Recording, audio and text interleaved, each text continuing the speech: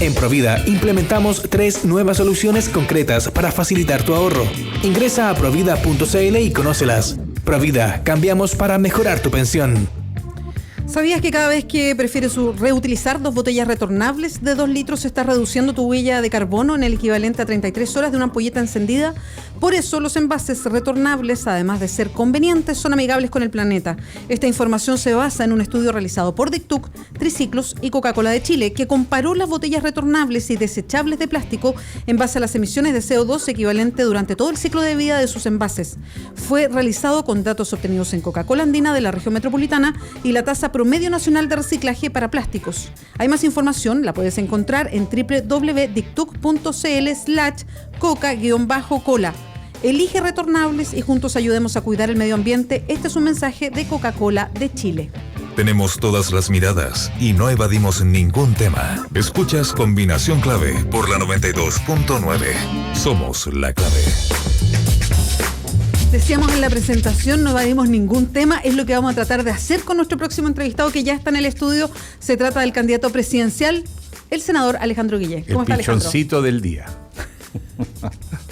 No, pero no es lo único. Me han amenazado con las penas del infierno, no te preocupes, échele nomás, vea. Plante aquí el cuchillo y estaría listo. Fernando, bienvenido de nuevo al periodismo. Me alegré mucho de saber que estabas de vuelta. Sí, hay posibilidad de que eso, si es que no le va bien, pues, no te va bien, Alejandro, de que tú vuelvas al periodismo también. Mira, de todas maneras, en el mejor de los casos, que terminara mi periodo senatorial, mi idea no es 2 periodos. Fue colaborar en la política chilena en un momento que lo veía muy difícil y que hacía falta gente que viniera de otras experiencias un poquito a contribuir, pero no me veo en estos 16 años. O sea, sería un periodo a todo evento. Pero hay vuelta atrás de entrar a la política directamente y después... ¿Y volver al periodismo? Exacto. Es difícil. Porque generalmente tú como periodista miras las cosas de otra manera, la miras desde el punto de vista del observador, que pone temas en la mesa, que hace preguntas, que instala temas, que genera espacios de diálogo y de encuentro. Pero a mí me costó bastante cambiar la perspectiva de periodista y del político, que es pura solución, es contingencia, pero también es largo plazo, es tomar medidas, es tomar decisiones. En el caso del periodismo no, es más bien ir analizando el escenario y dándole elementos a la gente para que se forme su juicio. Pero si tú ya te embarcaste, ¿qué seguridad tiene el público que tú le estás haciendo un esfuerzo de objetivar y de exponer? Bueno, eso es más difícil. Entonces... Pero una embajada, por ejemplo, puede ser. Yo estaba sondeando, Montevideo es precioso. Algo chiquito, modesto, Quito. Ahí te ganaste al tiro, el troleo del día. Con esa frase. Alejandro, yo te quería preguntar por declaraciones tuyas a la hora de hablar de la situación que está viviendo otro candidato presidencial, que es el expresidente Sebastián Piñera. Tú, más que poner el ojo ahí, que seguramente tienes opinión y ya lo vamos a conversar, pusiste el ojo en la gente que lo respalda y que lo apunta o lo designa como su candidato presidencial. Tú dijiste, bueno, ¿qué pasa con la gente que con toda esta historia de Sebastián Piñera está apoyando o respaldando a Sebastián Piñera para que sea nuevamente presidente de la República? Entonces, yo te quiero preguntar a ti, con esta historia, ¿Sebastián Piñera no debería ser candidato presidencial? No, eso lo define él y lo define la derecha. Estoy de acuerdo que lo definen. Ni yo a decirle estoy de acuerdo que lo definen ellos, pero ¿cuál es tu opinión? Sí, mira, mi opinión es... yo no voy a emitir opinión si Piñera es culpable o no es culpable, si ha hecho ilegalidad o no, porque no me consta. Yo no soy abogado, no tengo antecedentes como para emitir opinión. Los tribunales están investigando y sabrán lo que hacen. Y espero que aclaren y que él mismo aclare por el bien de la política. Lo que yo siempre he sostenido es que no es conveniente, por ejemplo, que una persona simultáneamente sea político y hombre de negocio, y que siendo político esté haciendo negocio y viceversa, porque rompe el principio de la libre competencia. Tú comprendes que un competidor de él, ¿cómo compite contra el presidente de la República? En los negocios, está perdido. Entonces eso hace que la política y los negocios empiezan a cruzar de una manera que a la larga no augura nada bueno. Ahora, yo mismo, porque él me la devolvió, usted era periodista, sí, pero yo dejé el periodismo. Yo no estoy siendo periodista a la mitad de la jornada y político a la otra mitad. Uno en la vida puede hacer cambios y virajes. Entonces yo creo que para bien de él mismo y todo, lo que él debería hacer es de frentón dejar los negocios, si se quiere dejar a la política, pero dejarlo de verdad. Cosa que ¿qué significa dejarlo de verdad?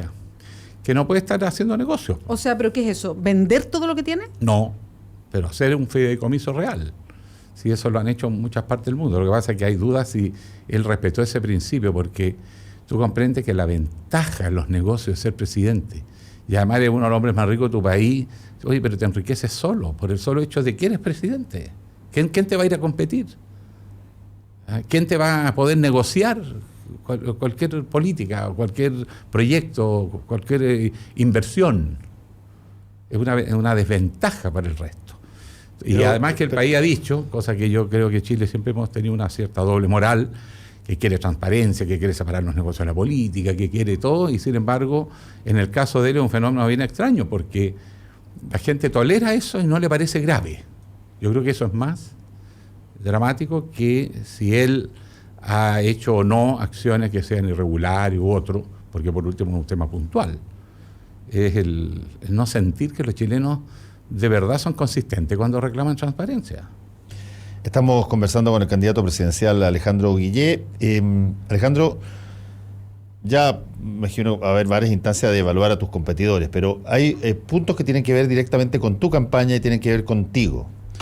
¿Tú qué tanto sientes que te causó daño alguna de las decisiones que tú tomaste cuando eras periodista y que eventualmente salieron a la palestra imputadas en tu contra por los contradictores? Me estoy refiriendo a el caso Calvo, me estoy refiriendo a las publicidad a la CISAPRE, la posición en La Escondida en su fundación. ¿Qué tanto sientes tú que eso te transmite un poquitito la frase, bueno, usted que ataca tanto a los demás por sus conflictos de interés, como andamos por casa, senador? Bueno, yo no tenía esos conflictos de interés en esa época porque no me dedicaba a la política. Eran cosas diferentes. No, pero los tenías como periodista también, porque como periodista eso es un conflicto de interés. De acuerdo a los criterios éticos del periodismo, no es ilegítimo que tú hagas incluso publicidad, pero tienes que separar lo que es periodismo de publicidad. Por ejemplo, hay programas de radio que tú dices de radio Chincohue de no sé dónde y nuestro auspiciador, y saludas al auspiciador, estás haciendo publicidad también. Y se le hace a todo tipo de instituciones y uno presta su voz también para eso. Por lo tanto, en el periodismo y la publicidad siempre se han encontrado. En un periódico la cantidad de páginas de publicidad es enorme y el anunciador evidentemente tiene un poder sobre el medio. Y todos lo sabemos, lo mismo los canales de televisión, en todas partes. La publicidad es lo que financia el periodismo. Sabemos bien que no es la suscripción ni el hecho de ver, porque la gente no paga por ver. En consecuencia, esos son propios de un escenario en que yo estaba dedicado a otras actividades que eran más privadas y tenía mi espacio de sociedad profesionales donde hacía servicio y que además eran públicos y además declarados en sus imposiciones tributarias y qué sé yo. De manera que yo creo que es un escenario distinto. Ahora, sería muy diferente si siendo parlamentario hiciera eso. Ahí yo creo que es absolutamente inconveniente porque tú estás tomando decisiones, no estás simplemente informando de lo que hacen los demás. O sea, tú adviertes que todo ese periodo o todas las cosas que te han imputado desde ese punto de vista, ¿no sientes tú que te van a impactar en la campaña? Eso es distinto si te impacta o no te impacta, pero la pregunta es si tú sientes que fue una falta a la ética. No, mi pregunta, yo creo que ahora sí impacta. Mira, la gente ha percibido más bien que esos son ataques. Y yo creo que mi campaña hasta ahora no la he hecho en el programa, porque yo estoy recién trabajando en eso hace 6 meses. No tenía en mi horizonte ser candidato presidencial, digamos las cosas como son, se generaron circunstancias y por lo tanto he tenido que ir a armar equipos sobre la marcha y recién en los últimos 3 meses o 4 se empezó a despejar como una opción real y entonces empecé a actuar como una especie de precandidato. Antes no estaba trabajando en esa línea porque no era mi horizonte. Así que era difícil prever que iba a haber este escenario.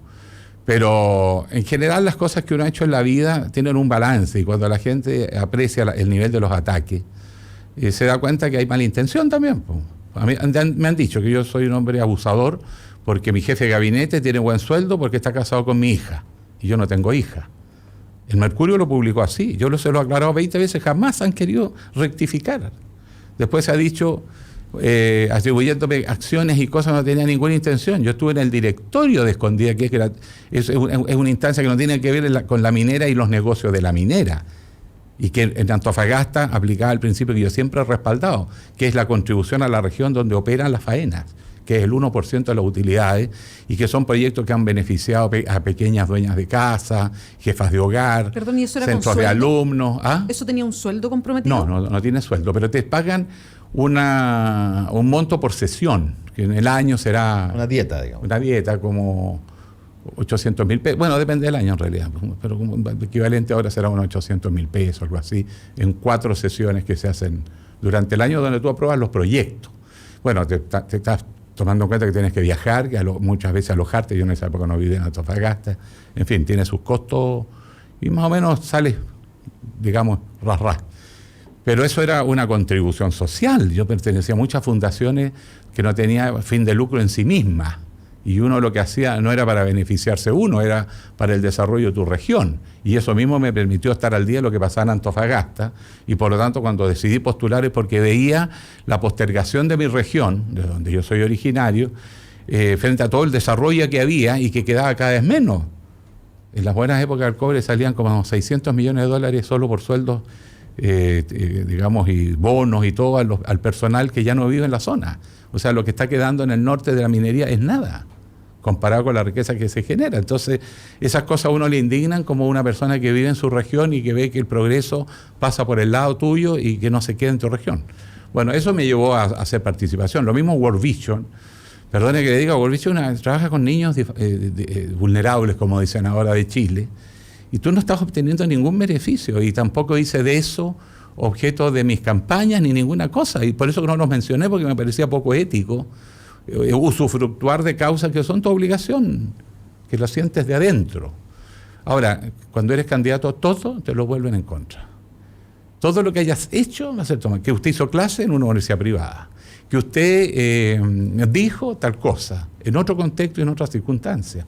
Sí, bueno, pero yo estoy de acuerdo contigo en que cuando tú eres candidato, de alguna forma estás en pelota y todo el mundo te trata de desvestir aún más. Eso y vale para todo.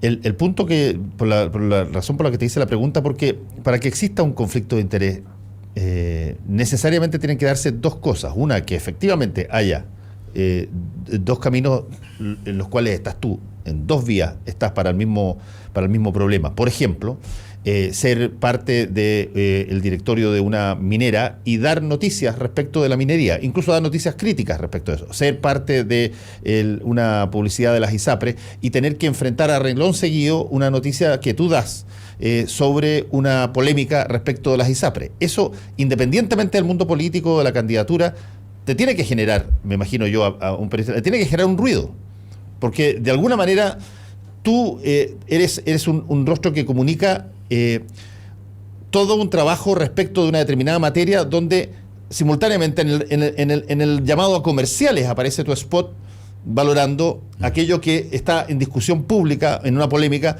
arriba de la mesa. Por lo tanto, me imagino yo que ahí tiene que haber un discernimiento respecto de qué tanto te puede afectar eso en tu pega, que es la pega de periodista, porque tú no estabas todavía metido en la política.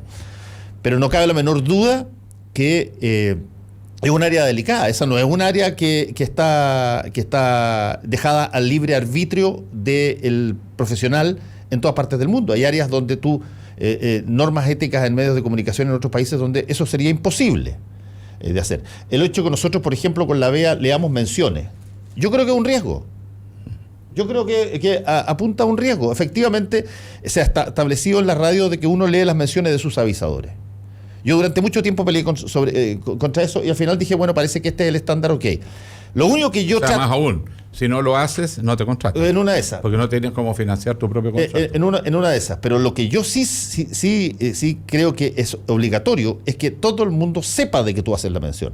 No se deje de saber que tú estás de alguna manera postulando, además que las menciones nosotros tenemos...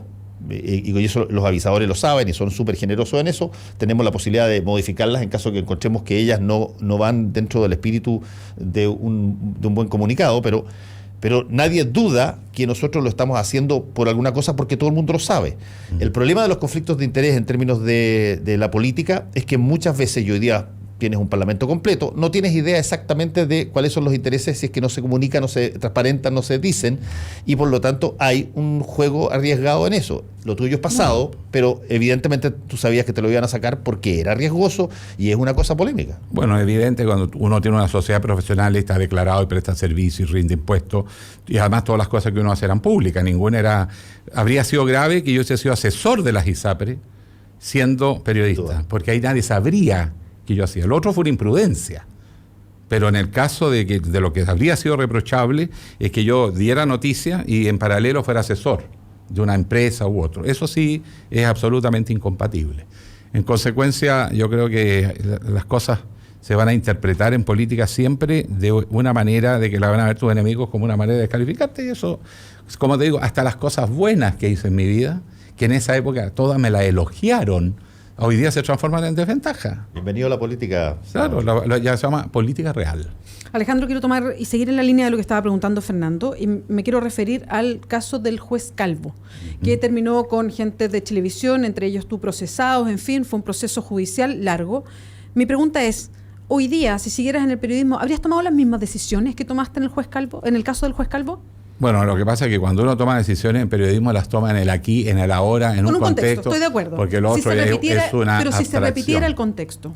En lo esencial sí, porque hay que recordarse de qué estamos hablando. Acá había una red de abuso de menores de edad, desvalidos, o sea, cabros, proletas recogidas, claro, Spinac, donde se decía que había políticos, empresarios, gente poderosa que tenía una red. Y cuando se designa un juez que se escapaba a los patrones y estándares que se exigen el propio Poder Judicial a sus jueces, obviamente él estaba en una situación de vulnerabilidad y, como dice la justicia británica, el hecho de que tú pudieras estar inclinado a priori a fallar de una determinada manera o actuar de determinada manera por un asunto personal es suficiente para inhabilitarse. Él tendría que haberse inhabilitado y esto no habría ocurrido, pero no lo hizo. Entonces imagínate ese mismo escenario que el análisis nuestro. Primero, hay niños por medio, y eso es lo que debería prevalecer. Y el segundo, con una persona vulnerable. Después, de hecho, nosotros teníamos esa presunción de que había un riesgo.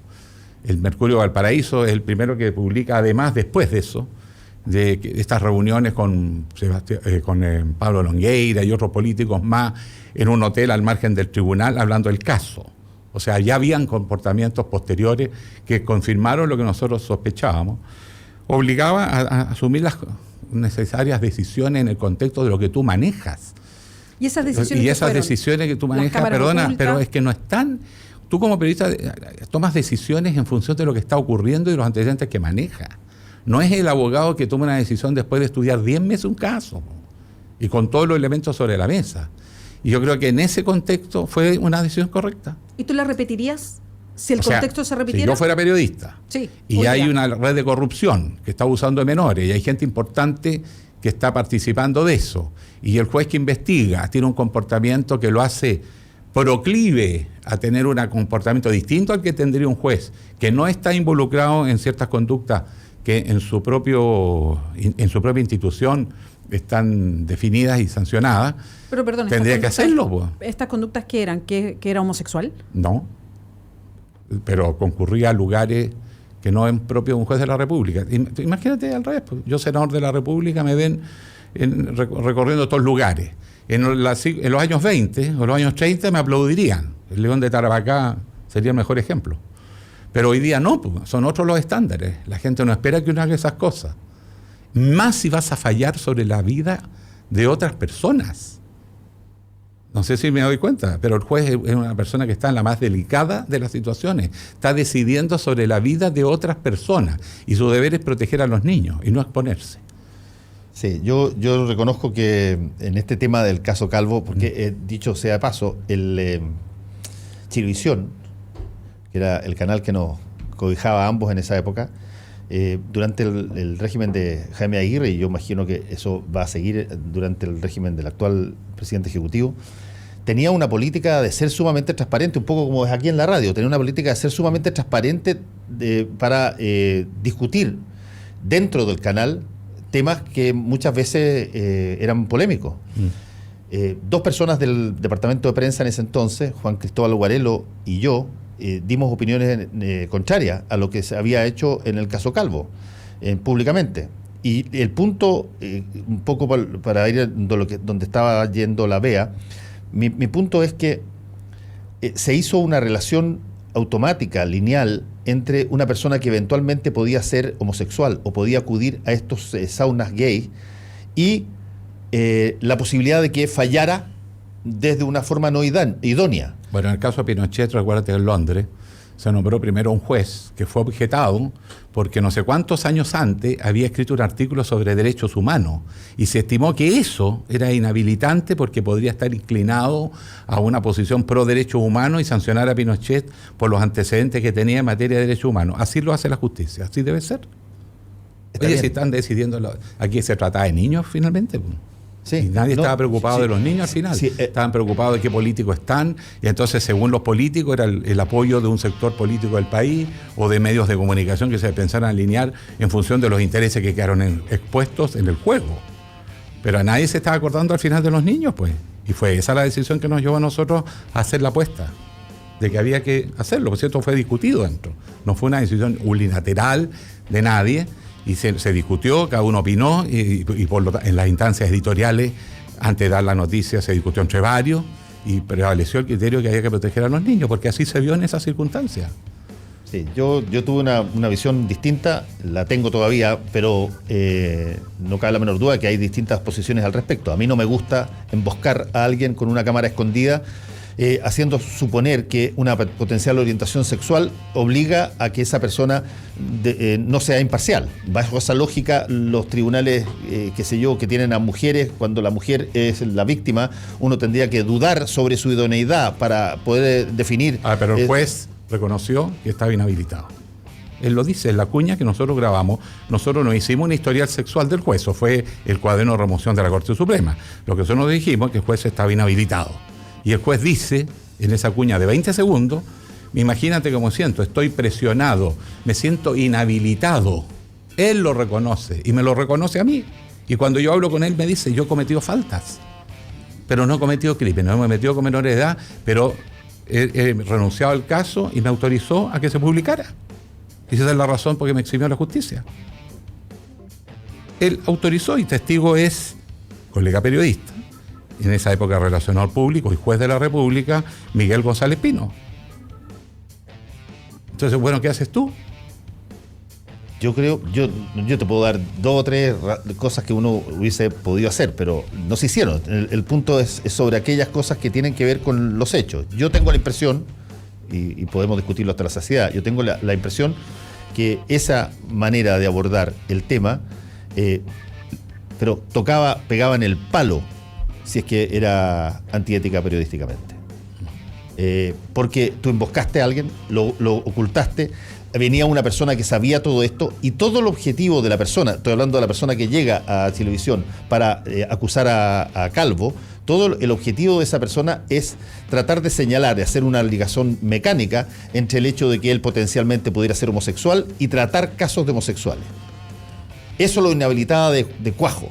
Y a veces eso me parece a mí que incluso en términos de las discusiones que ahora estamos llevando respecto de avances en matrimonio igualitario, de avances en adopción monoparental con personas homosexuales, homoparental, perdón, en medio de toda esta cosa de igualdad, de lógica, de criterio, el generar una línea directa entre una determinada orientación que se oculta porque en esa época probablemente la sociedad era más castigadora de lo que puede ser hoy día, y un fallo judicial o una idoneidad para resolver un caso, me parecía a mí, pero sigue pareciendo, me parece no fue a mí el planteo que nosotros hicimos. Pero es de alguna forma como se leyó. Es una opinión, pero la opinión que prevaleció ahí es que aquí lo que importaba primero eran los niños, y en segundo lo que se objetaba no era la sexualidad del juez, sino la vulnerabilidad al juez. Son las 9 de la mañana con 31 minutos. Vamos a hacer una pausa aquí en Combinación Clave. Estamos conversando con el candidato presidencial Alejandro Guillé. A la vuelta vamos a entrar al tema de las presidenciales. ¿El Partido Radical podrá presentar a Alejandro Guillé si no reúne todavía a los militantes necesarios para el refichaje? Ayer lo decía Ricardo Lagos. Alejandro Guillé o Guillé está peor que yo, a propósito de la cantidad de militantes que lleva el PPD del Partido Radical. Le vamos a preguntar por las primarias, por la primera vuelta, por varias cosas más. Los esperamos también en el hashtag Combinación Clave o Combinación Jueves. 9:32, pausa y volvemos. Puedes ver y escuchar a Beatriz Sánchez y Fernando Paulsen en radiolaclave.cl. Combinación Clave. Muy buenas tardes, soy Federico Sánchez. Pensar es clave. Siempre es momento para una buena conversación y para conocer historias interesantes. En marzo, Federico Sánchez llega a los micrófonos de Radio La Clave con un estilo diferente. Pensar es clave. De lunes a viernes de 19 a 20 horas. Pensar es clave. Por la 92.9. Somos como tú. Somos La Clave. Oye, chicos, ¿y cuándo viajan a Perú? Nah, falta mucho todavía. Yo no aguanto más, me muero por probar un sour peruano. ¿En serio?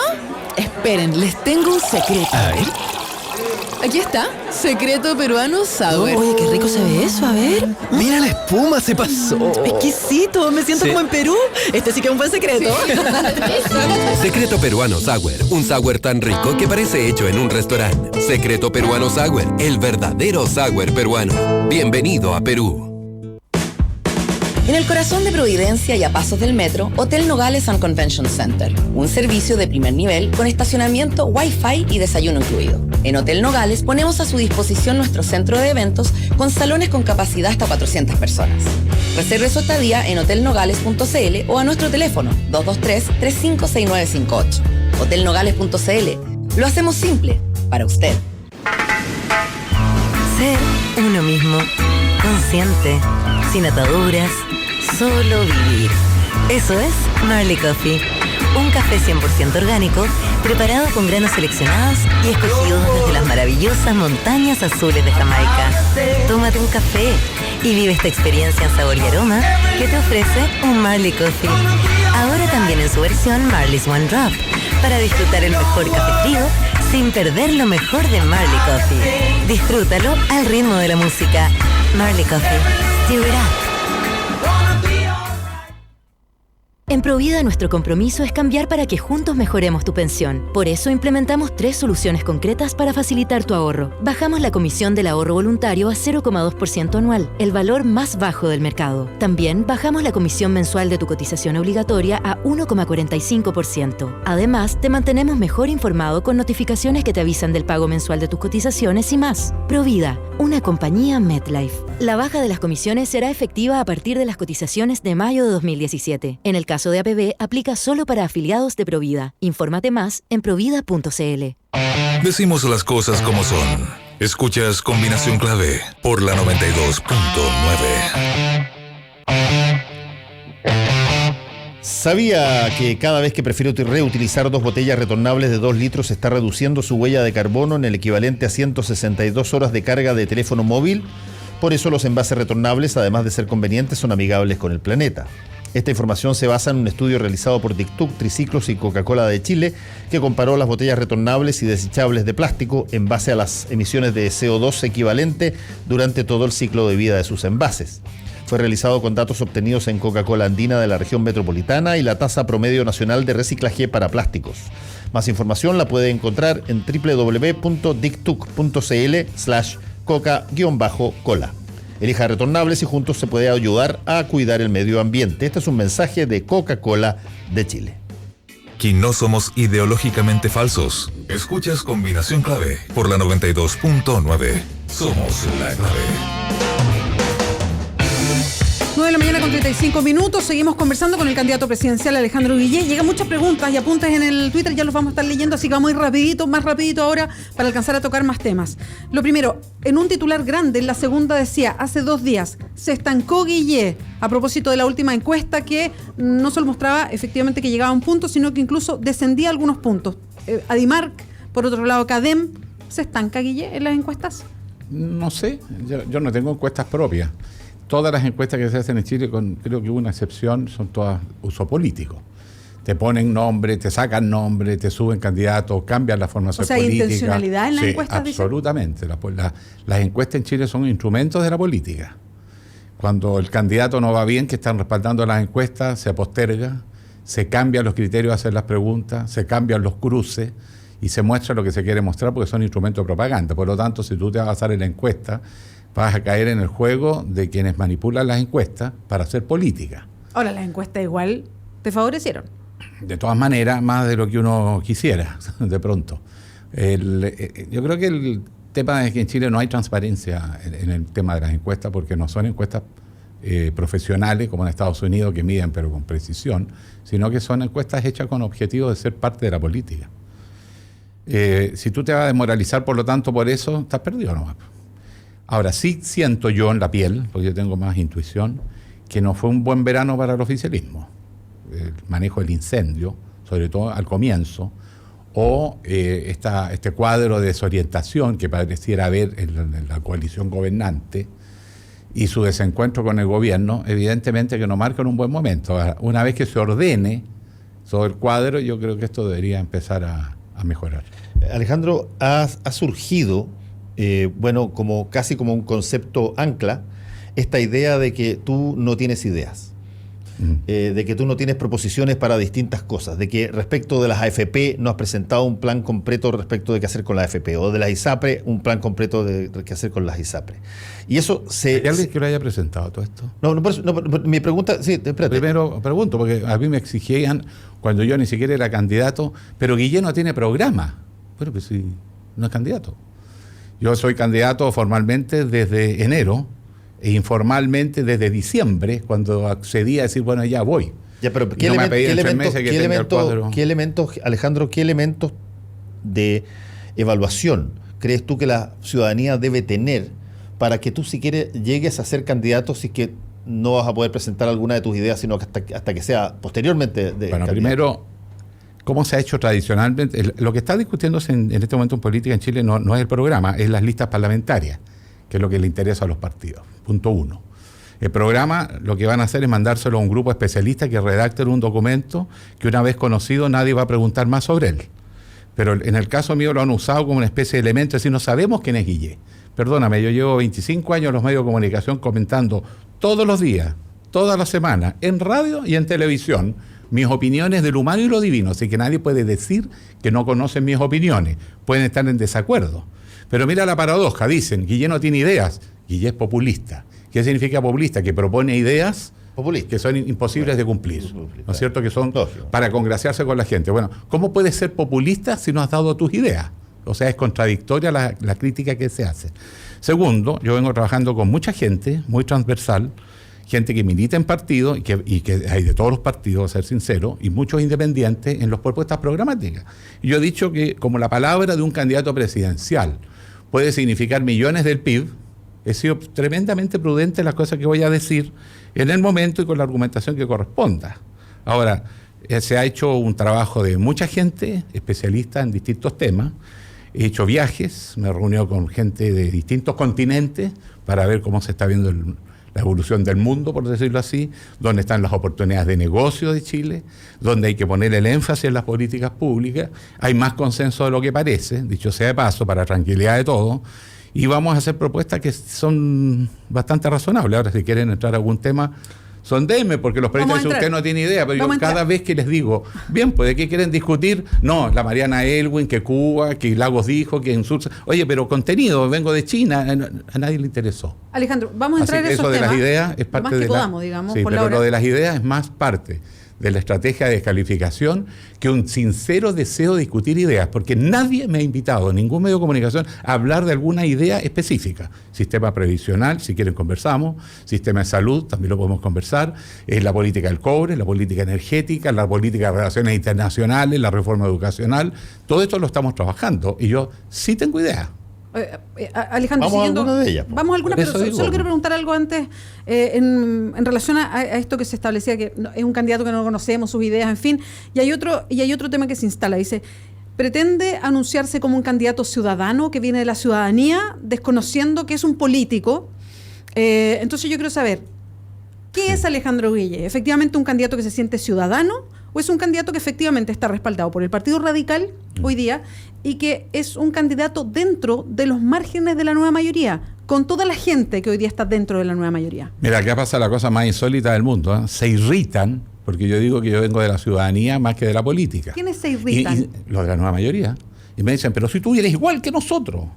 O sea, como diciendo, estás tan embarrado como nosotros. Hay que ser caído del catre para empezar a tratar de desarticular un discurso que trata de ser renovador y tratar de empantanarte como están los demás. ¿Qué sentido tiene? O sea, ya es la miopía llevada al máximo.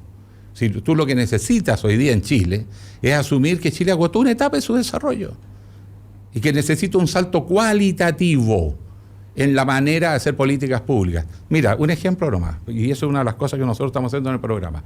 La mayoría de las reformas que se han hecho se hacen arriba, se cambian las estructuras del Estado, se cambian y se crean organismos y se contratan funcionarios y abajo no pasa nada, o muy poco, porque los recursos se quedan en las estructuras que se crean y al beneficiario le llega un marginal de todos esos recursos.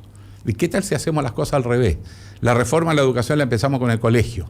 Tomemos los colegios, hagamos que cada colegio tenga su plan de desarrollo en función de la realidad de sus alumnos, los evaluamos en función del logro de sus propias metas, empoderamos a los directores de los colegios y a los profesores y a los apoderados y a los estudiantes para trabajar los proyectos educativos y empezamos con la reforma en los métodos de enseñanza y aprendizaje que van a caracterizar la escuela del siglo XXI y nos dejamos de superintendencia, agencias, empresas controladoras, empresas acreditadoras que acreditan una universidad que a los 5 meses quiebran.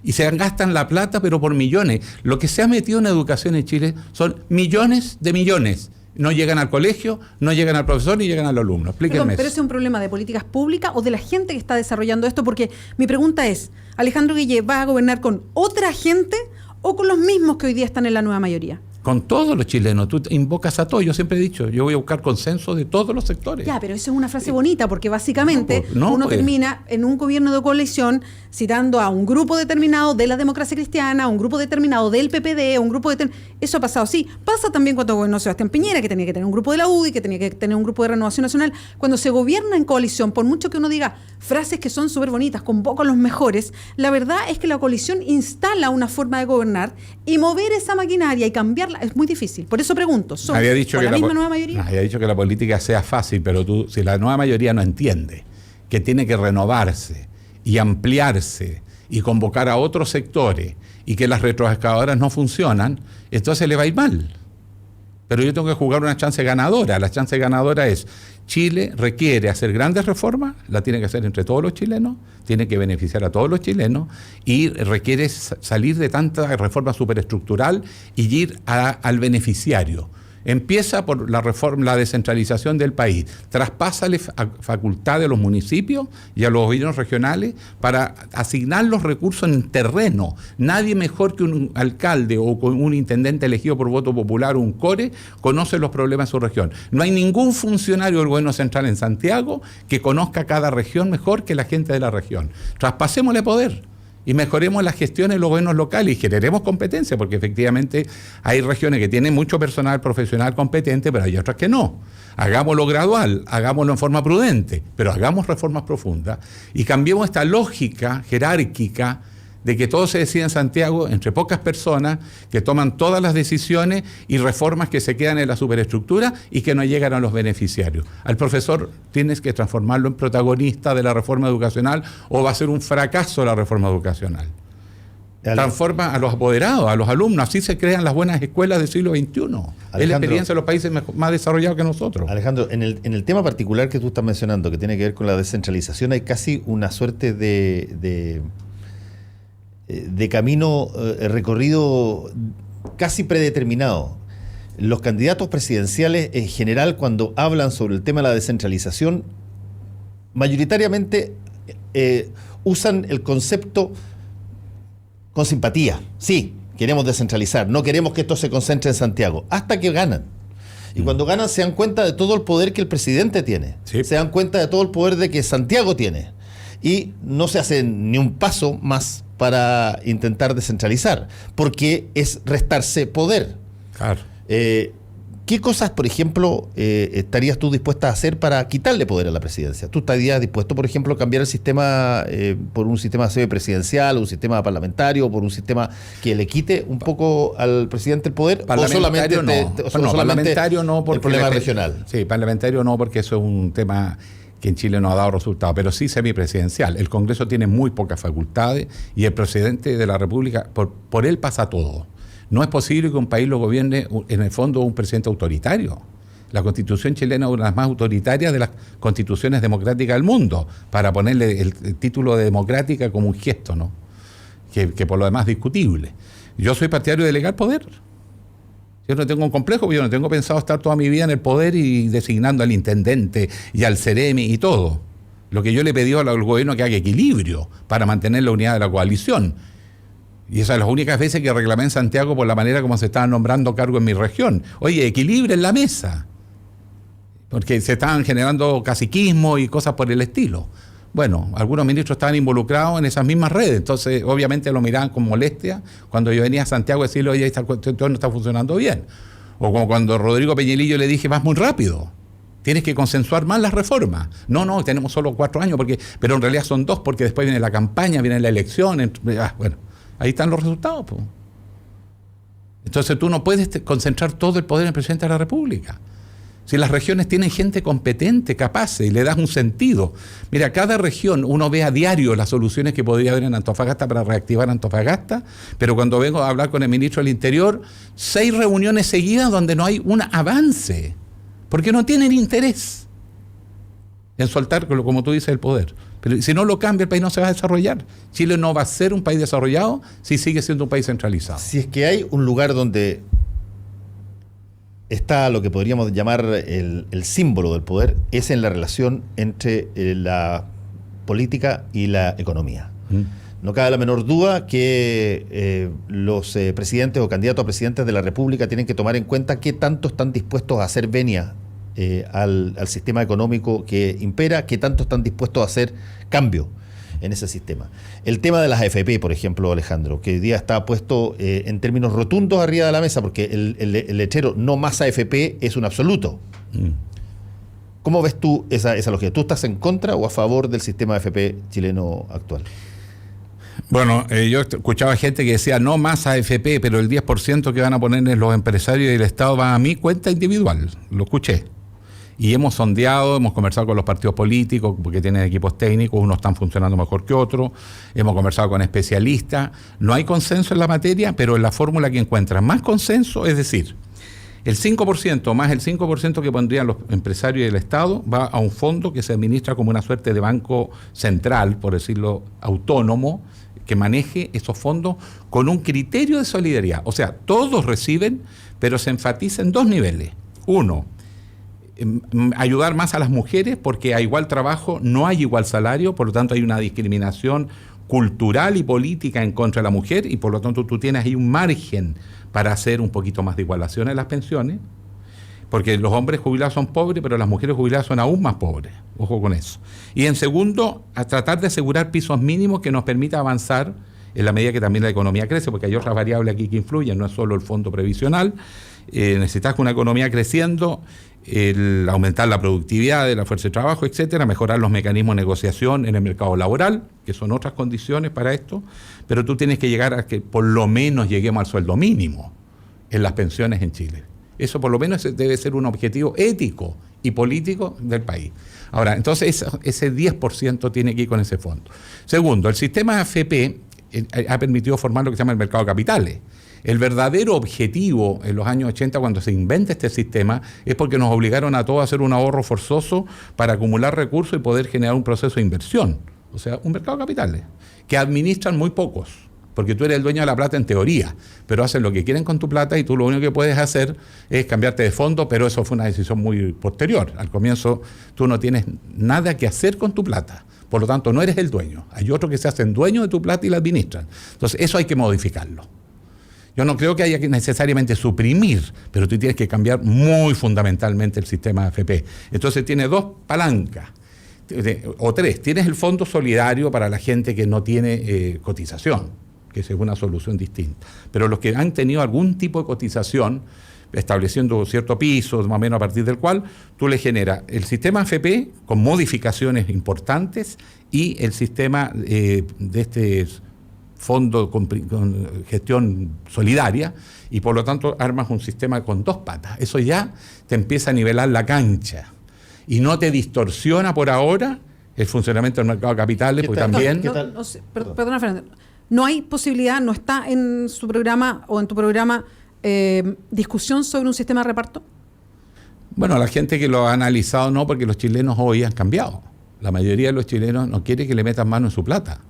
Y yo creo que además hay que tener cuidado de caer en los paternalismos. Hay que premiar el esfuerzo. Hay que premiar al que ahorra. Hay que premiar al que hizo un esmero por ahorrar. Yo creo que hay que generar estímulos para que la gente se supere a sí misma, pero dándole las herramientas. Si te entendí, Alejandro, tú estás por mantener el sistema mixto, para decirlo en breve. Mantener el sistema de FP, pero agregarle esta suerte. Modificar el sistema FP y agregar este otro fondo solidario. Modificarlo, no cambiarlo, modificarlo dentro de la propia lógica del capitalismo individual. Por supuesto, porque el chileno de hoy no quiere que le metan mano en su plata, pues si el tipo ha ahorrado toda su vida, después ¿con qué criterio se lo quitas y lo tiras a un fondo común? Eso no te lo van a aceptar. Seamos realistas. Esto es como el error que se cometió con la escuela subvencionada. El gobierno dijo, ya, todos le quitamos los patines. Oye, perdona, la clase media que ha hecho un tremendo esfuerzo para sacar a su hijo de una educación que se fue para abajo y la trata de poner una educación que por lo menos lo tiene más seguro socialmente al niño, más protegido, y le quita los patines. Es un error. Tú tienes que ponerle patines a los dos. Entonces lo que tienes que poner es el énfasis en el que se está quedando atrás, no en bajar al que le está yendo un poco mejor, pues. Pero espérate, tú ahí dijiste una cosa que es súper importante. Tú dijiste a la familia que quiere parapetar o proteger al hijo socialmente. Es decir, tú lo que estás reconociendo ahí es que el sistema del colegio particular subvencionado de copago, lo que en definitiva terminó haciendo fue estructurar distintos tipos de guetos de acuerdo al ingreso del copago. Es evidente. Y tú dices que eso es algo que debería mantenerse. No, yo estoy diciendo que eso fue un hecho no asimilado ni entendido. ¿Por qué la gente se fue al colegio subvencionado? Porque el Estado y la sociedad abandonó la educación pública. Entonces llegó un rato en que había hasta inseguridad física. Pero si yo conozco, mira, yo durante 25 años he visitado colegios todas las semanas. Cuando estuve en los últimos 25 años, no hubo semana que no fuera un colegio. Públicos, privados, en Santiago, en regiones, en todas partes. Y veía la realidad, pues. Entonces, ¿por qué los padres se esmeraban en sacar a su hijo? Porque el deterioro de la educación pública era tan brutal. Y yo estaba en todos mis ex colegios, varias veces. Y además soy exalumno del Liceo 14 de Nuevo Bosque. Y sigo participando y estamos viendo cómo sacamos un proyecto que levante un colegio que se fue deprimiendo. Entonces vas a criticar a la gente porque buscó desesperadamente cómo proteger al hijo, primero socialmente, o sea, físicamente, y llevarlo a un lugar que sintiera que su hijo está más resguardado y que creyó que le iban a dar una mejor educación. Perdón, Alejandro, pero hemos preguntado por AFP, entramos recién a un tema de educación, en los colegios subvencionados, pero yo quiero preguntar por el molde de todo esto. Sí. Hay una discusión instalada en Chile, la instaló yo creo con fuerza el gobierno de Michelle Bachelet, y de ahí vinieron las reformas y todo lo que pasó, que es el sistema actual que tenemos, este sistema neoliberal, donde todo se transa según la plata que se tenga, donde los derechos sociales tienen más que ver con eso, con la plata que se tiene. No hay derecho social básico a una buena vivienda, para qué decir salud, para qué decir la misma educación, hasta los remedios en Chile. Los medicamentos se venden según el interés de la farmacia. Mi pregunta es... La farmacia te vende los productos más caros y los otros no están. Claro. Pero entonces mi pregunta es... Tu posición como candidato presidencial es entender que este modelo no está funcionando y ponerle trabas, superintendencias para vigilarlo y que funcione lo mejor posible, o es plantearte un cambio de modelo directamente, de decir, aquí hay derechos que son intransables en el mercado y el mercado está para otra cosa. Esta no es una sociedad que gira en torno a la economía, o sí, que siga girando igual, pero le ponemos unas trabas con unas pequeñas superintendencias. Una superintendencia. Pero, ¿cuál es ese pensamiento central? Que eso es hasta peyorativa la manera de plantearlo, si nadie está planteando eso. Tú en Chile necesitas cambiar un modelo de mercado de la educación, donde el poder adquisitivo de la familia determina las posibilidades de educación de su hijo. Sí, claro. Eso lo tenemos que terminar. Y con eso solo ya cambió completamente el sistema. Tú estás estableciendo una sociedad de derechos básicos. ¿Cuáles derechos básicos? Derecho a la educación. Nadie se queda sin estudiar con 3 condiciones: que le ponga vocación, talento y esfuerzo. porque tampoco puede darte el gusto a Argentina, que tiene alumnos 15 años en la universidad, porque están impidiendo que 2 generaciones más se beneficien del sistema. Están totalmente desfinanciados. Y además con salas de clase con 500 alumnos. Eso no lo puedes permitir. Entonces tú tienes que tener un sistema que le garantice al niño y a la niña que va a tener toda la educación que su capacidad, su talento, su esfuerzo, su mérito ponga. Entonces terminas con esto de que el mercado determina y no es más que el esfuerzo y la vocación de cada niño. Le abren las puertas. Segundo, ese proceso obviamente es gradual, no puedes hacerlo de una vez porque además no tienes recursos.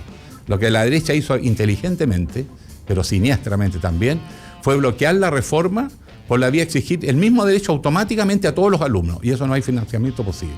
Entonces tú tienes que establecer una gradualidad en la reforma, partiendo por la educación pública y por los alumnos más vulnerables de Chile. Por ejemplo, este año buenas noticias porque mejoró mucho las becas para alumnos de los CFT y de la educación técnico profesional, cosa que el año pasado no ocurrió y por eso yo critiqué. Porque si tú tienes poca plata, yo lo entiendo. Pero hagamos un compromiso que vamos a llegar a que en Chile la educación no tiene límite de mercado, es solo por capacidades. Y tienes que crear la institucionalidad para ello y el financiamiento para ello. Pero tienes que asumir que eso supone gradualidad porque no hay recursos. En las cosas del país hay que decírselas derechamente y asumir el costo que eso significa. Es difícil cuando tú has jugado con una idea, con una aspiración de la gente, después decirle, mira, lo que se ofreció fue excesivo porque no hay recursos para eso. O sea, pero vamos a tener que hacerlo. ¿No? Lo que estoy entendiendo es gratuidad, tú llegas como meta, pero tienes que partir por definiciones y prioridades. Educación pública y los alumnos más vulnerables. Y a la medida que la sociedad va creciendo, tú amarras el crecimiento del país a una priorización de la educación y del derecho a la educación. O sea, en Chile la educación es un derecho. Segundo, la salud. En Chile el sistema de salud está basado en contratos individuales. ¿Por qué? Fíjate, ¿por qué tantos contratos distintos? ¿Por qué cada contrato es diferente de un chileno a otro? Para establecer el principio que aquí no hay derechos básicos en salud, sino que cada uno tiene la salud que es capaz de pagar. Ese concepto que nadie discutía hace 10, 15 años atrás, porque la sociedad medio que se había comido ese discurso, hoy día dice, no, pues un momentito, yo no puedo discriminar a un niño chileno que puede hasta morir por no tener prestación de salud cuando el tratamiento existe en Chile y otros niños lo tienen. Entonces tú tienes que llegar a un plan básico común para todos los chilenos y la marcha le vas agregando la hotelería, la comodidad, qué sé yo, otros factores, pero la prestación no puede ser discriminatoria. Entonces tú tienes que avanzar a una sociedad de derechos básicos, educación, salud y una previsión que no signifique volver a la pobreza. Yo creo que esos 3 esfuerzos, mediante un consenso de todos los chilenos, tiene que transformarse en el estado de derechos básicos del país hoy. Y estamos en condiciones, porque ojo, la plata hay, solo que está mal distribuida. Alejandro, un punto que va a estar inevitablemente, creo yo, en los programas de todos los candidatos de aquí para adelante, tiene que ver con una cosa súper práctica y súper directa. La medicina hoy día te permite que tú tengas una capacidad de longevidad infinitamente mayor que lo que tenías hace 30 o 40 años. Y por lo tanto la pregunta va a ser si es que acaso tú sigues jubilando a las personas a los 60 años para el caso de los hombres y a los 65 años para el caso de las mujeres, o tú estás por la idea de dar, como lo han solicitado mucho y como se está haciendo en algunos países de Europa, de ampliar la edad legal de trabajo para, entre otras cosas, dado, y te lo voy a poner en términos positivos, aunque pueden haber montones de lectura, dado que el ser humano chileno hoy está en una longevidad mucho mayor que la anterior. No conteste, candidato Alejandro Guille, es que vamos a hacer una pausa cortita y volvemos para esa respuesta del presidenciable del Partido Radical. Le tenemos que preguntar eso también, que está pendiente. Son justo las 10 de la mañana, esto es Combinación Clave. Pausa y volvemos. No le hacemos el quita a ningún tema. Combinación Clave por la 92.9. Hola, soy Carola Bretauer. Yo soy Lucho de Chile. Y aquí comienza Taco Clave. Vivirás el taco de una manera diferente. Las noticias vistas desde diferentes ángulos y con invitados que te sorprenderán. Ellas y ellos estarán representados por una pareja muy particular. Carola Bretauer y Lucho Hernández en Taco Clave. De lunes a viernes de 17 a 19 horas por la 92.9. Somos entretención. Somos la clave. Arranca un 2017 de lujo pagando al permiso con tus TC, tarjetas de crédito y Red Compra. Y podrás ganar un Mercedes-Benz A200. Si lo haces vía WebPay, además, participa por uno de los 10 iPhone 7. Recuerda que puedes pagar en 3 cuotas sin interés. Promoción válida del 1 de febrero al 31 de marzo de 2017. Participa en transacciones con Red Compra y tarjetas Visa, Mastercard, Magna, American Express y Diners Club. Sorteo 18 de abril de 2017. Cobro del premio hasta el 17 de junio de 2017. Publicación ganador y más información en www.transbank.cl. Si tú eres de las que se preocupa de dar lo mejor a tu familia, la que da su receta por Facebook, la que da sin esperar nada a cambio, la que da ideas para el fin de semana, la que da consejos por WhatsApp, la que da orden y malcría, la que da permiso, la que da su hombro, la que da amor... Entonces, dale Manantial a tu familia, porque darles agua purificada les hace bien. Manantial no contiene cloro, es libre de sodio y es 100% pura. En Manantial, despachamos gratis toda la pureza y frescura que merece tu familia. Contáctanos al 600-427-2200 o solicítalo en manantial.com. Manantial es vida. En el corazón de Providencia y a pasos del metro, Hotel Nogales and Convention Center. Un servicio de primer nivel con estacionamiento, Wi-Fi y desayuno incluido. En Hotel Nogales ponemos a su disposición nuestro centro de eventos con salones con capacidad hasta 400 personas. Reserve su estadía en hotelnogales.cl o a nuestro teléfono 223-356958. Hotelnogales.cl. Lo hacemos simple para usted. Ser uno mismo, consciente, sin ataduras, solo vivir. Eso es Marley Coffee. Un café 100% orgánico, preparado con granos seleccionados y escogidos desde las maravillosas montañas azules de Jamaica. Tómate un café y vive esta experiencia en sabor y aroma que te ofrece un Marley Coffee. Ahora también en su versión Marley's One Drop, para disfrutar el mejor café frío sin perder lo mejor de Marley Coffee. Disfrútalo al ritmo de la música. Marley Coffee. Stir it up. Opinión, información y debate son una combinación clave. Estás en la 92.9. En Provida, nuestro compromiso es cambiar para que juntos mejoremos tu pensión. Por eso, te invitamos a conocer nuestras 3 nuevas soluciones concretas para facilitar tu ahorro en provida.cl. La pregunta que dejamos pendiente para el senador Alejandro Guillé, candidato presidencial, ¿es partidario Alejandro Guillé de ampliar la edad de retiro, de que no sea 60, 65 años, sino que ampliarlo como se hace para de alguna forma ajustarlo a la nueva realidad biológica del país? En la minería, a los 53, 54, 55 años tú estás fuera. No tienes ninguna posibilidad de seguir trabajando. Estás lleno de enfermedades ya profesionales. Un profesor a los 70 años, ¿alguien se lo imagina trabajando con un chiquillo de 12, 13, 14 años? Yo sí. ¿Ah? Yo sí, yo creo que sí. Yo creo que pero otro profesor, tendría que ser otro profesor. Yo te digo, un carabinero peleando todos los días, que lo agarran a balazo en cada población, ¿lo van a hacer trabajar hasta los 60, 70 años? ¿O cuáles son las alternativas? ¿Cuántos chilenos consiguen empleo en Chile a los 55 años? Las dificultades que hay, po. O en el caso de la mujer. Entonces la pregunta es, ¿qué condiciones se van a crear para que sea un estímulo, una motivación y una alegría poder alargar la carrera profesional? Yo soy periodista, tú también y tú también. Para nosotros es una felicidad el periodismo, pero para no todos los chilenos su empleo es un beneficio. La cajera que está todo el día ahí marcando en el supermercado, que por lo demás la van a reemplazar ya por sistemas electrónicos. Bueno, pero la gente va a tener posibilidad de trabajar, va a haber empleo, y un empleo que le permita realmente mejorar su fondo provisional, o eso, la van a tener cesante durante 15 años. Eso supongo que lo tiene que garantizar el mandatario o mandataria que genera las políticas públicas para generar los empleos. Pero el punto es, si es que una persona a los 60 años se va para la casa y se siente con vida útil, etcétera, va a tener que vivir de su pensión a partir de los 60 años hasta que muera hasta los 90. Bueno, ¿y qué hace si esa persona sale del empleo y le dicen que tiene que estar 15 años más o 10 años más y no tiene dónde trabajar?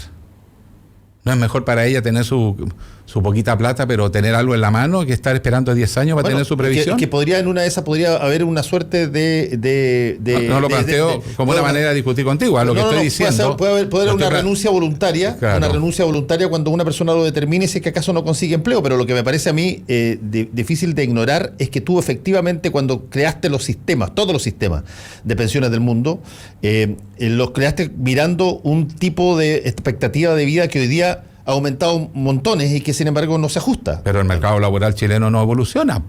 ¿Cómo vas a exigir lo que el sistema no te da? ¿Dónde vas a ir a trabajar si no te dan empleo? O las mismas condiciones de empleo que en nuestro país son draconianas. Fíjate que una persona joven tiene inestabilidad en el empleo, lagunas, tiene bajo sueldo. ¿Qué va a hacer una persona de 55 a 60 años peleando en el mercado laboral con toda la discriminación que hay con las personas de adulto mayor en Chile? Perdón, entonces, ¿no está de acuerdo? No en la forma como se está planteando. Si me plantean una cosa inteligente, que por cierto estamos conversando varias alternativas, pero por favor, eso hay que discutirlo en el marco de un país que tomó otro rumbo de desarrollo, donde el desarrollo de la calidad de vida es lo principal y no la utilidad de la empresa, donde además la robotización te va cerrando empleo y empleo. Vamos a tener un gran problema en esa materia. Entonces, ¿cuál es el plan estratégico global integrador de manera que la persona y el adulto mayor que va a vivir más los integramos constructivamente al país? Pero eso supone un conjunto de políticas y no de una medida suelta que a lo único que beneficia finalmente, te lo puedo asegurar, va a ser a las AFP. Alejandro, tenemos que terminar la entrevista. Ahora quería hacerte varias preguntas que con respuesta sí no. Corta, te amo, sí, te amo. Eso es súper complejo, pero y varios que nos están preguntando además a través del Twitter. Lo primero, ¿nuevo royalty para la minería más alto? Pero los royalties de la minería son para reconversión productiva y desarrollo científico-tecnológico. No lo empiecen a meter a hacer de todo porque se diluye el objetivo. El objetivo es que las zonas mineras reciban un royalty para desarrollar ciencia y tecnología. Me parece que en Chile las empresas aportan muy poco al desarrollo científico del país y el gran desafío de la economía chilena hoy es la innovación y el desarrollo científico-tecnológico. Y los que ganan son los que tienen que financiarlo porque además son los que más usufructan de esos beneficios. ¿Se va a meter con las pensiones que reciben en una condición distinta las Fuerzas Armadas hoy día? Sí, yo estoy proponiendo alargar la carrera militar, ojo, o sea, las 3 ramas de la Fuerza Armada, por varias razones. Primero, porque ellos mismos están de acuerdo en su inmensa mayoría, ellos tienen vocación por su trabajo. Segundo, porque están a los 50 años, están perfectamente capacitados para seguir. Pero resulta que puede existir un general de 70 años, pero no puede existir un profesor de 70 años. Está buena esta. No, yo estoy diciendo 70 años. Pero, estamos hablando de 5 años más o 10 años más, o sea, entre 55 o 60. No, perdona, hay una diferencia.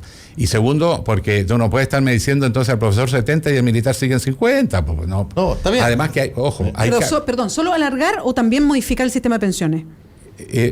Mira, con el solo alargar tiene varios beneficios. Primero, porque necesitan menos ingreso. Segundo, la carrera es más larga. Te evitas estarle pagando pensión, y la mayoría de ellos recontratado porque son necesarios en las propias instituciones. Tú tienes instituciones que tienen 80 coroneles que jubilaron en la Fuerza Aérea, qué sé yo, la Dirección General de Aeronáutica. Entonces, bueno, sinceremos, no les puedes estar pagando 2 sueldos, con lo cual tú tienes un ahorro ahí previsional enorme y con eso empiezas a estabilizar el sistema previsional de las Fuerzas Armadas. Entonces vamos gradualmente aplicando políticas que no significan menoscabo a los derechos del personal de las Fuerzas Armadas. Es algo que se negocia con ellos, que se ha conversado con ellos. Ellos tienen planes al respecto, lo han venido estudiando, porque ellos además quieren extender su carrera. Yo he estado en ceremonias de retiro de oficiales y te digo, es una tremenda frustración, porque se sienten capaces de continuar. Así que no lo estoy planteando como castigo ni como ajuste de cuenta. En esto sí o no, porque tenemos que irnos. ¿Aborto en 3 causales? Sí, ya usted ya. ¿Y en el caso de matrimonio igualitario? También tengo el compromiso de matrimonio igualitario, derecho a adopción, porque si es igualitario tienen que tener derecho a adopción con todos los derechos. Y también tenemos una agenda bastante importante en materia de igualdad de género. ¿Sí o no ley reservada al cobre? ¿Sigue o se acaba? No se acaba, eso es obvio. Sí, porque es una mochila para Codelco. De hecho, se hizo una ley rápida para por lo menos durante 2 años evitar que estén pagando, porque Codelco se tiene que poner con un piso mínimo, lo que significa que estaba descapitalizando. No solo le estaba pasando todas las utilidades, se comenzó a descapitalizar para poder cumplir con el mínimo. Eso tiene que ser discutido con planes plurianuales. Se está discutiendo si un fondo mínimo, un piso mínimo o un fondo de contingencia, como manera de que el tema de la capacidad disuasiva de Chile no se menoscabe. Y segundo, que tampoco se vea como un castigo a las Fuerzas Armadas, sino como una racionalización de los recursos públicos. Y esto sigue lo último. Si el Partido Radical no alcanza el refichaje, ¿qué pasa con su candidatura? ¿La presidencial? Sí. Pero se puede aplicar varios criterios. El caso de Velasco, no sé si se acuerdan, en la elección anterior era independiente, no tenía partido, la nueva mayoría lo aceptó en las primarias y te pueden aceptar. O sea, no es un problema para ningún candidato. Mira, sí, en Chile siempre existe la fórmula cuando está la voluntad. Ahora, lo que yo espero es que la nueva mayoría vaya a primarias, porque si no hay primarias, ahí sí yo no voy. ¿No iría a una primera vuelta? No, porque eso ya es la muerte de la nueva mayoría, entonces ¿para qué estar tonteando? Yo no estoy metido en esto por una cosa de una obsesión personal y no tiene que ver si las encuestas dicen que sí tendría chance igual o a lo mejor sería mejor, porque tú tienes que asegurar también gobernabilidad. Y si no hay una coalición seria que te respalde y que esté dispuesta a renovarse, que esté dispuesta a ampliarse, que es lo que yo tengo que lograr, y ese es mi aporte, que el progresismo en Chile sea capaz de refundarse, no tiene sentido. Yo no estoy por ambiciones personales. Sin primaria de nueva mayoría, no hay candidatura de Guille para presidente. No tendría sentido. O sea, si es que la Carolina Goich este día sábado vota a la Junta Nacional de que va a la Carolina Goich a primera vuelta. A primera vuelta. Empieza a desintegrarse la nueva mayoría. Y empieza a acabarse la candidatura. No, porque ahí uno tendría que empezar a revisar cómo contribuye a recrear un nuevo escenario político y con nueva fuerza, y ahí yo recuperaría mi libertad, si no ya no existe nueva mayoría, para trabajar abiertamente en una nueva opción progresista para Chile. Pero yo insisto, yo no estoy acá por una ambición personal, nunca la tuve, me vi enfrentado a una disyuntiva histórica, la estoy tratando de asumir con la mayor responsabilidad y afecto, pero no ando con la locura de que tengo que ser yo y si no que se desmorone el mundo, porque eso no me parece serio. Muchas gracias, senador Alejandro Guille, por acompañarnos. Como siempre, un encanto, Fernando, felicitaciones por su regreso a casa. Muchas gracias. Y no se vuelva a ir, pues. No, pues, y de repente. Encadenado a la mesa. Y de repente, según como te vaya, estás de vuelta también. Voy a llegar como el perrito arrepentido con la colita entre las piernas, golpeando la puerta. Oye, no habrá un rinconcito en el programa. Gracias, chao. Muchas gracias.